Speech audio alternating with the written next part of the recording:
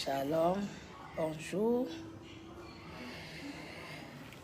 Bandeko nanga, bonjour.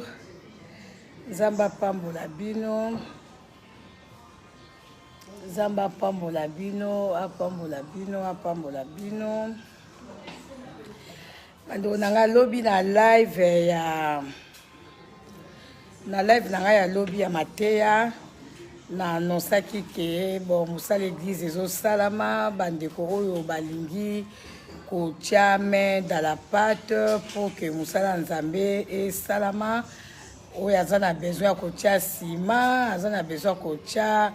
quoi que ce soit oyo nzamba kutoucher pour na musala nzambe na lobaki na fongoli ba porte pour liboso na bande ko sangonga moko mais nazui reproche pe ya basali nzambe ba papa ba mama balobi mama musala nzambe ezali eloko nyonso oyo mutu alingi ko participer okoki ko bloquer mapamboli ya bana nzambe te alors nandimaki na bien nga bande komona so oyebisi na bato sali bato appel boya ba omona neti babite musala nzambe eza ya mutu moko te alors na niveau o nga na komeli nabaki ok lokola nga moko na saki pa en tout cas musali avancé alors eza na moko ya baleki nanga moko ya ndeko nanga peye alandaki live ayokaki appel alobi mama nga na ekopesa part nanga mais siko alobi mama nalingi bandeko nyonso bamona ke nga na ye po bamona ke likama mpenza asoki mozosa koki na ye koya alors yango wana nasali live po bandeko bana nzambe famille nanga po bolandaka ngai na live bana miape ya Facebook nalakaki bino nalobi soki nzambe apesi makasi na kokoma sur les lieux donc na église bomona ndenge mosala ezosalama mosala vraiment est avancé nalingaki kosala bangare te nalingaki kosala eloko moko ya tantôt plutôt te nalingaki kosala mpe eloko moko ya en attendant te po biloko en attendant aussi tosala yango nde nalobaki non natia nzambe na nga l'épreuve nasalela ye etonga oyo namoni ke na makoki na nga nakoka kosala